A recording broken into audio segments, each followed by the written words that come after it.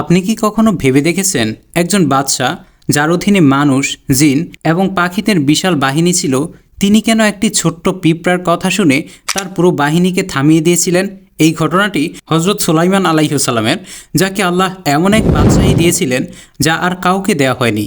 তার হুকুমে মানুষ ছিল, জিনও ছিল এবং পাখিদের বিশাল বাহিনীও ছিল। আর সবচেয়ে বড় কথা হলো, আল্লাহ তাকে পশু পাখিদের ভাষা বোঝার ক্ষমতাও দিয়েছিলেন।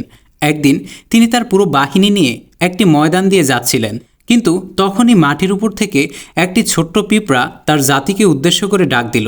সে বলল, হে পিঁপড়ারা, জলদি নিজেদের গর্তে ঢুকে পড়ো, যেন এমন না হয় যে সুলাইমান এবং তার বাহিনী তোমাদের পিষে ফেলে।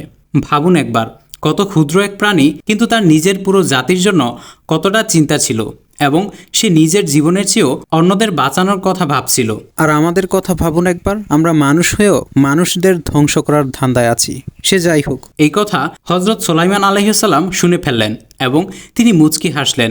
কোনো রাগ বা অহংকার নয়, বরং এক রহমত মাখা হাসি। এরপর তিনি তৎক্ষণাৎ তার পুরো বাহিনীকে থামিয়ে দিলেন, যাতে একটি পিঁপড়ারও ক্ষতি না হয়। তারপর তিনি আল্লাহর শুকরিয়া আদায় করলেন এবং দোয়া করলেন, হে আমার রব, আমাকে তৌফিক দাও যেন আমি তোমার নেয়ামতসমূহের শুকরিয়া আদায় করতে পারি।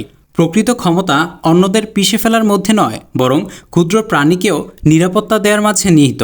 আর আল্লাহর দেয়া শক্তি তখনই সার্থক হয় যখন তা অহংকারের বদলে বিনয় আর করুণায় রূপান্তরিত হয়। আর এই কথাটি বর্তমান পৃথিবীর প্রত্যেকটা রাষ্ট্রপ্রধানের জানা উচিত। একজন মুসলিম হিসেবে কমেন্ট অবশ্যই আল্লাহু আকবার লিখবেন।